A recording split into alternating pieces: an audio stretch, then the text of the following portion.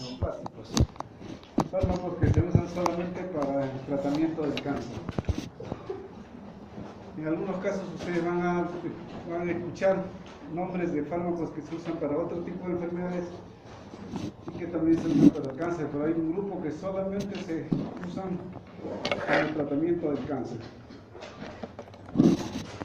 Y ustedes saben que el cáncer es la alteración en las células del DNA, ¿no es cierto?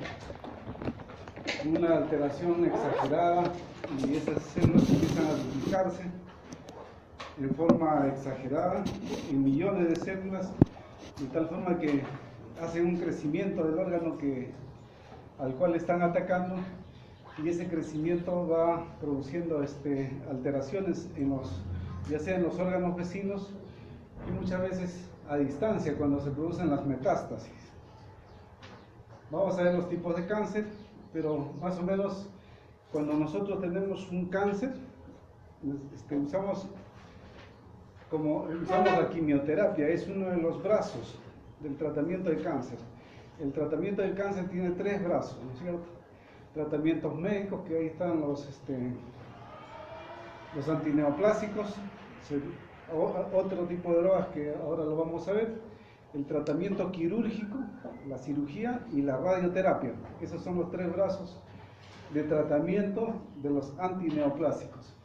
Y con el tratamiento médico, con el tratamiento farmacológico, ¿qué se espera? Erradicar completamente las células cancerígenas. A veces se logran en algunos tipos de cáncer, como por ejemplo en la enfermedad del trofoblasta, en el coriocarcinoma. Reducir el tamaño del tumor y número de las células cancerosas. Eso, cuando uno reduce el tamaño del tumor y el número de células cancerosas, ¿qué obtiene? El alivio de los síntomas, se mejora la calidad de vida y se prolonga la supervivencia. Cuando ustedes hablen de cáncer, ustedes van a hablar de supervivencia, ¿no? De supervivencia. Y la supervivencia en los diferentes tipos de cáncer, de acuerdo a los órganos, ustedes van a ver que va desde un mes hasta los 15 años más o menos, y cuando dice uno que ya salió de la barrera, como se llama, a los 15 años está feliz y de repente tiene una metástasis muy tardía y muy lejana, ¿no es cierto? Por ejemplo, un cáncer de endometrio, que una vez está feliz, dice ya pasaste los 13 años, los 14 años y de repente por ahí empieza a toser, hay un esputo hemoptoico, uno le hace una placa y tiene una imagen y es una recidiva tardía, recidiva demasiado tardía, ¿no? Metastásica. Entonces esa es la prolongación de la supervivencia. Y ahí se mide la calidad de los tratamientos de cáncer, ¿no? En la supervivencia. Para que ustedes tengan una idea, cuando uno opera cáncer, más o menos ya cuando uno tiene más de 6 meses de supervivencia, ya uno está hablando de que tiene que uno ha logrado algo, ¿no es cierto?, de supervivencia. Y cuando tiene años, con mayor razón. Estos son los brazos que les decía, ¿no? Los 3 brazos fundamentales del tratamiento del cáncer. La cirugía, ¿por qué? Porque en casi todos los cánceres lo que se logra es la citorreducción, ¿no es cierto? Hay 3 términos en cirugía. Uno de ellos es la biopsia, cuando uno abre cualquier tipo de cáncer, saca una biopsia y ya no se puede hacer nada. Solamente se identifica, porque de todas maneras hay que identificar el tipo de cáncer que está invadiendo determinado órgano, ¿no? Hay que identificarlo siempre. ¿Y cómo se hace? Por cirugía. A veces uno abre. Antes, por ejemplo, en cáncer de ovario habría que hacer una incisión muy grande, abrir, y de repente ya había una carcinomatosis. Carcinomatosis significa que todo está tomado. Intestinos, hígado, estómago, peritoneo, esa es la carcinomatosis. Y uno no podía hacer nada. Entonces tomaba una biopsia, mandaba a patología para que identifiquen el tipo de tumor, y de acuerdo a ese reconocimiento del tipo de tumor se empieza a dar la quimioterapia solamente, ¿no?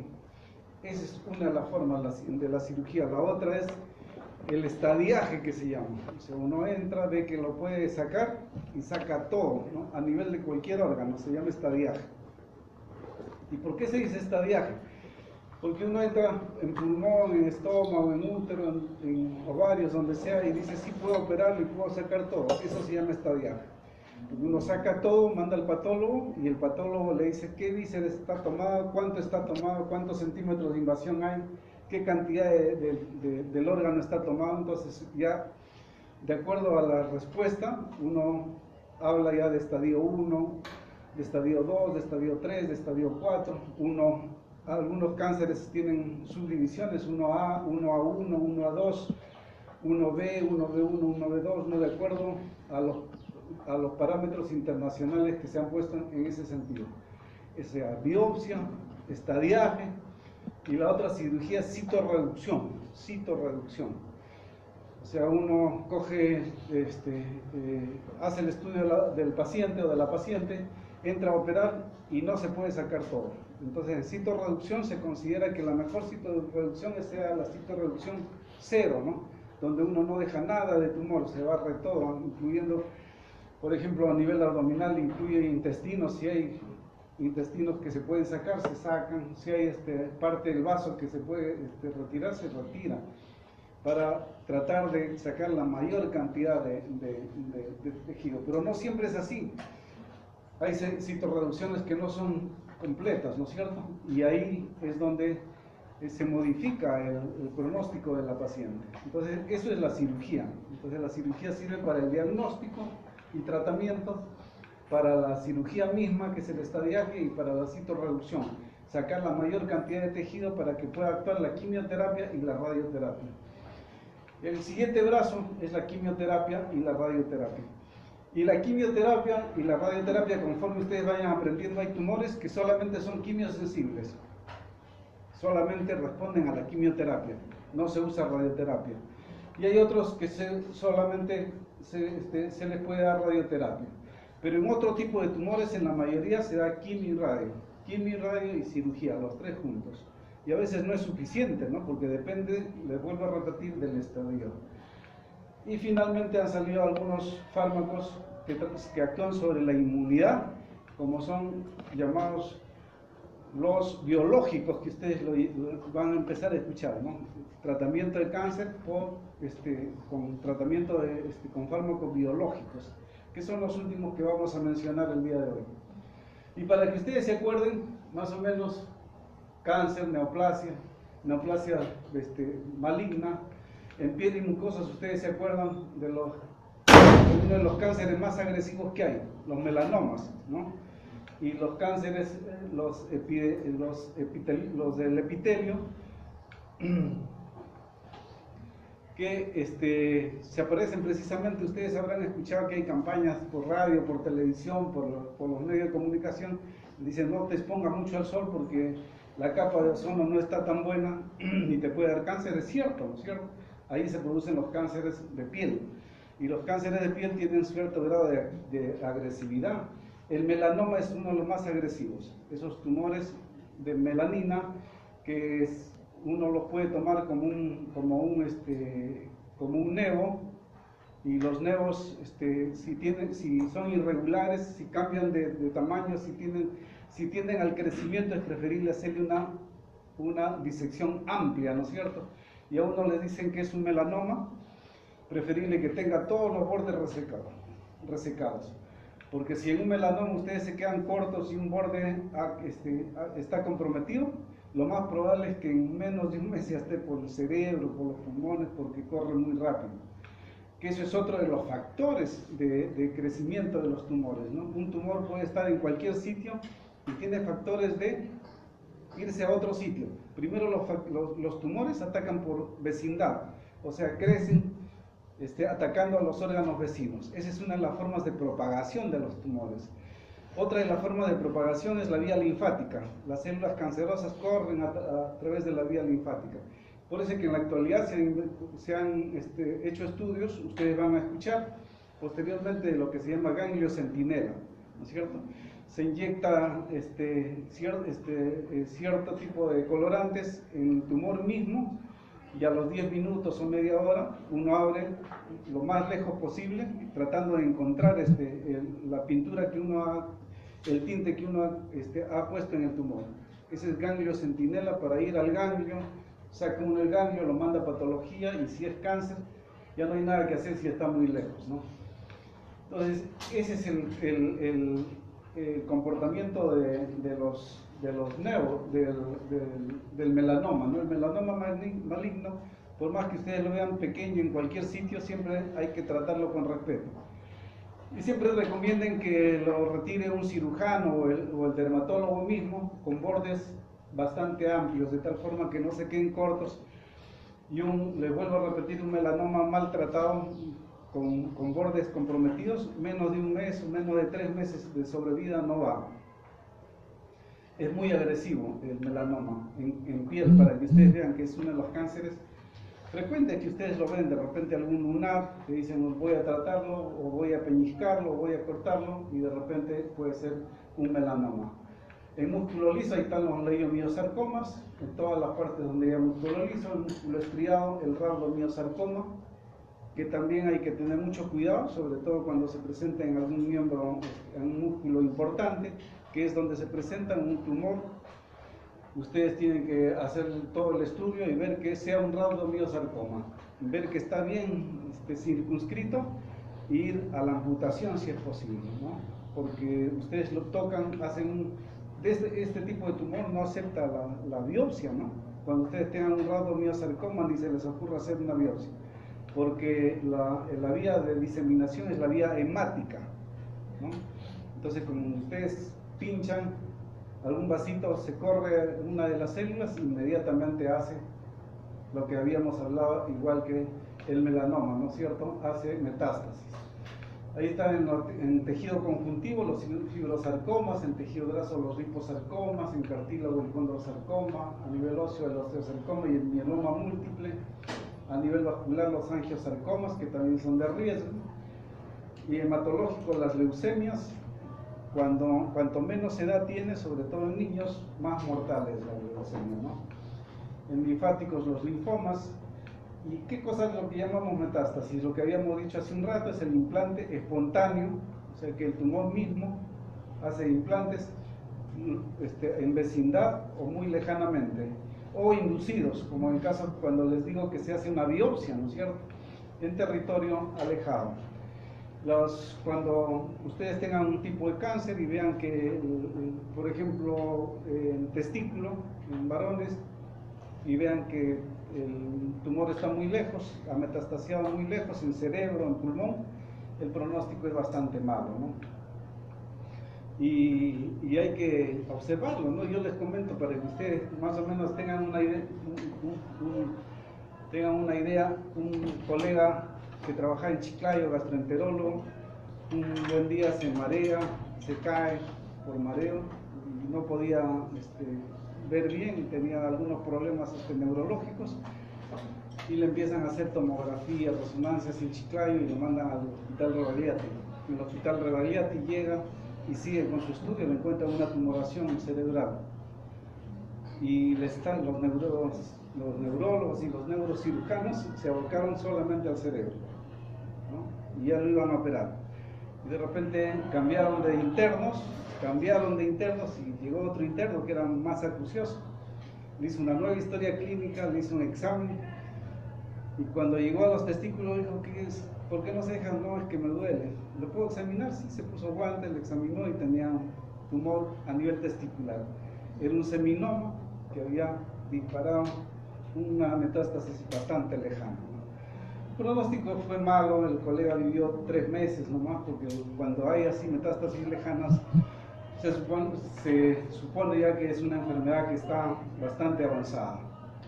Pero para que ustedes vean cómo es que pueden dispararse tan lejos el cáncer, ¿no?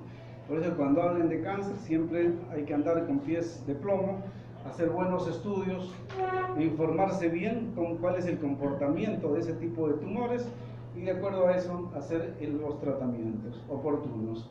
Cuanto mejor traten y más temprano traten un cáncer, es mejor, ¿no es cierto? Por eso es que en algunos tipos de cáncer se procura hacer prevención, ¿no es cierto? Por ejemplo, se hace prevención en cáncer de pulmón, es cierto, ya impidiendo que todos fumen, que fumen. Los estados a nivel mundial, para que ustedes tengan una idea, gastaban montón de presupuesto en cáncer de pulmón, ¿no? Por tabaco. Por eso es que se ha prohibido a nivel mundial. Antes habían salones de fumadores, cuando ustedes iban, se decía salón de fumador, después salieron leyes específicas impidiendo que se fume. Y de esa forma se ha bajado un poco el cáncer de pulmón, un poco nomás, no mucho, porque sigue teniendo un ranking el cáncer de pulmón, ¿no? Hay gente que sigue fumando, y ustedes saben que hay factores que producen muchos tipos de cáncer, y el tabaco es uno de ellos, ¿no? El tabaco produce 5 tipos de cáncer, en dedos, en lengua, en labios, en orofaringe, en pulmón y en vejiga, ¿no es cierto? En vejiga, y en las mujeres hasta en vulva, ¿no? Entonces cuando nosotros vemos un cáncer de vulva, inmediatamente hurgamos para ver si esa paciente es fumadora. Entonces esos son factores que están asociados a los tipos de cáncer.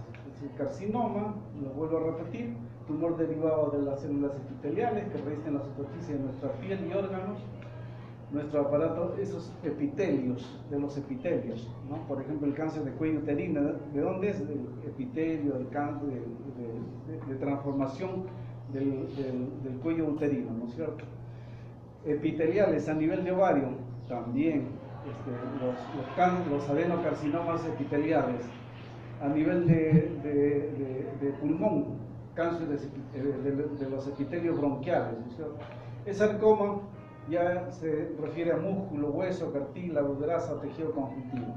Las leucemias, ustedes se acuerdan, a nivel de glóbulos blancos o precursores en médula ósea, y los linfomas a nivel de sistema linfático. Los mielomas involucran las células blancas responsables de los anticuerpos, ¿no?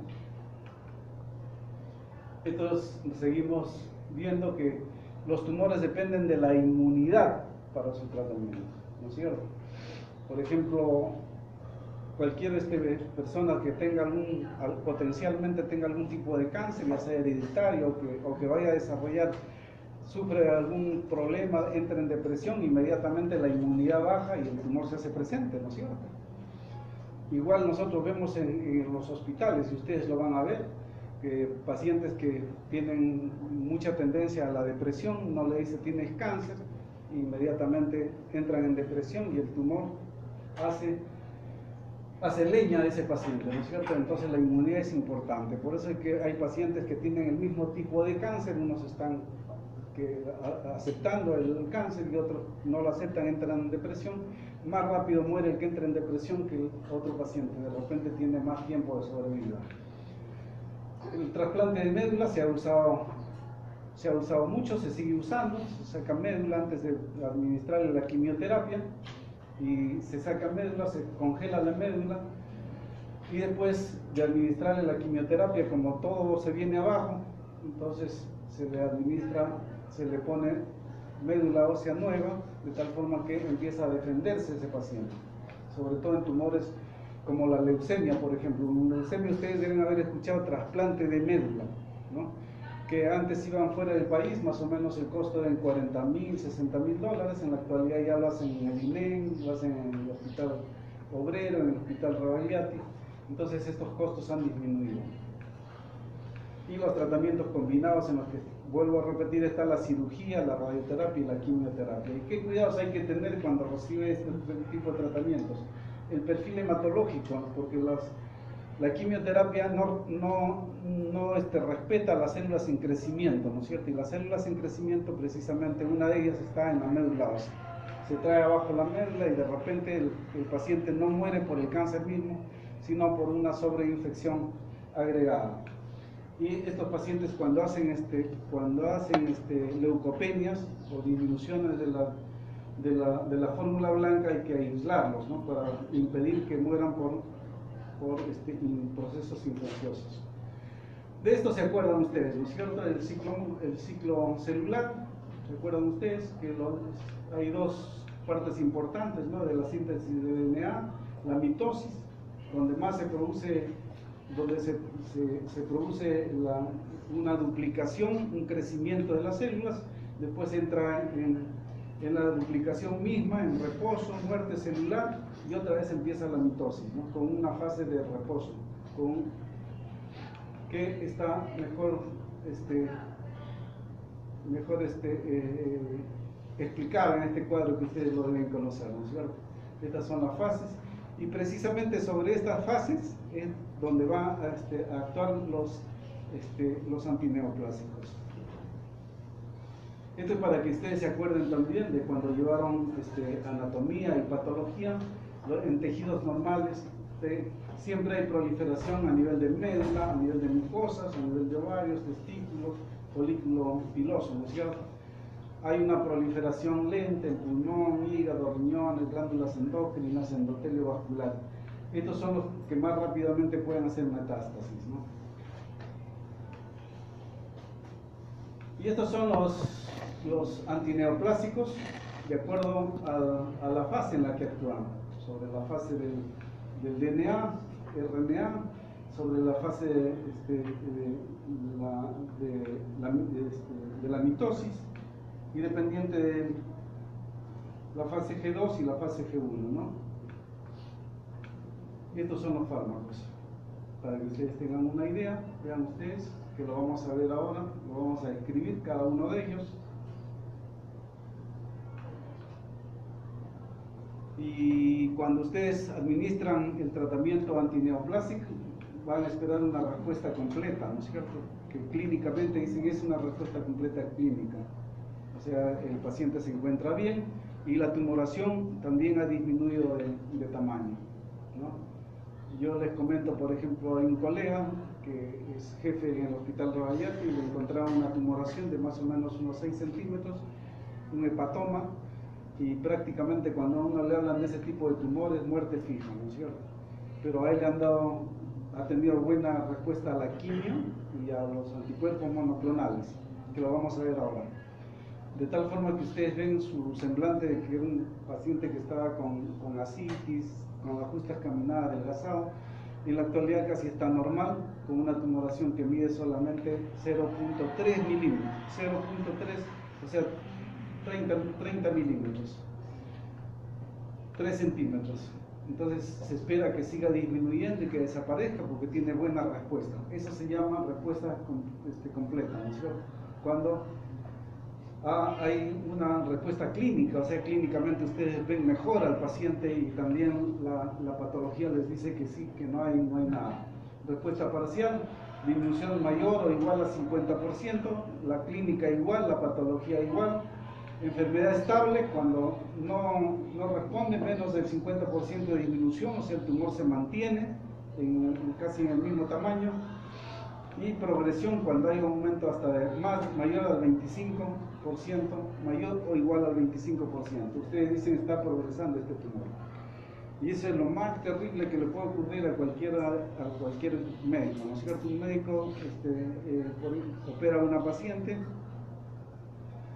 le da quimio, radio y empieza a controlarlo cada 3 o 4 meses, y el control debe ser con ecografías o con tomografías o resonancias, y de repente ustedes descubren cualquier día que ha habido un aumento en la tumoración que le dejaron. Hacen el tacto, la palpación, si se puede palpar, ustedes encuentran el nódulo duro, mayor al 25%, ustedes dicen, caso perdido, ¿no? Entonces, o bien vuelven a operar y vuelven a dar la quimio y la radio en ese tipo de pacientes. Pero eso se llama enfermedad progresiva, ¿no? Enfermedad progresiva. Y para que ustedes escuchen y vayan aprendiendo, esta enfermedad progresiva es cuando no ha dejado de haber tumor. Pero si ya dejó de haber tumor, ustedes no encuentran nada, y de repente a los 6 meses, 8 meses, ustedes encuentran un tumor pequeño, eso se llama recurrencia, ¿no es cierto? La enfermedad está recurriendo después de un tiempo en que ha tolerado el tratamiento, que es también de peligro, igual que la progresión. Esa es una clasificación para que ustedes lo tengan en cuenta, como los antineoplásicos que actúan sobre el DNA. Están los agentes alquilantes, los antibióticos, hay antibióticos por si acaso, antraciclinas, análogos, los antimetabolitos, los derivados del platino, derivados de las camptotexinas, los antineoplásicos que actúan sobre la mitosis, antineoplásicos de origen vegetal, la cristina por ahí, antineoplásicos que actúan sobre factores extracelulares de la división celular. Ahí están los antagonistas de los estrógenos, antagonistas de los andrógenos, los progestágenos, los interferones, los análogos de la GNRH, los antineoplásicos que actúan sobre el sistema inmunitario, ahí están los factores de necrosis tumoral, las interleuquinas, los anticuerpos monoclonales y las vacunas. La BCG, para que ustedes tengan una idea, de repente no lo mencionamos, pero es bastante importante en el cáncer de vejiga. Se detecta un cáncer de vejiga y si es un cáncer inicial, felicidad porque se cura con BCG. La BCG se la administra con sonda, se llena la vejiga, duele bastante el tratamiento, pero se logra mejorar y curar a los pacientes. Depende del estadio, si son estadios iniciales, llegan a curarse los pacientes con cáncer de vejiga. Y esto es una descripción más o menos de lo que acabamos de ver. Inhibidores de los nucleoproteicos, los análogos de la purina por vía oral. Ahí está la 6-mercaptopurina, la 6-tiobromida, la sartioprina. Su mecanismo de acción es que inhibe la síntesis de las bases púricas. Crean nucleótidos anormales en las células y interfiere la utilización de nucleótidos en las células anormales y en parte en las células normales también. Los antimetabolitos, ¿se acuerdan ustedes? De las sulfas, ¿no? Que es para infecciones, sobre el ácido fólico, el metotrexate. Su mecanismo de acción es que inhiben la dehidrofolato reductasa, tienen toxicidad, producen úlcera péptica, anemia, leucopenia, trombocitopenia.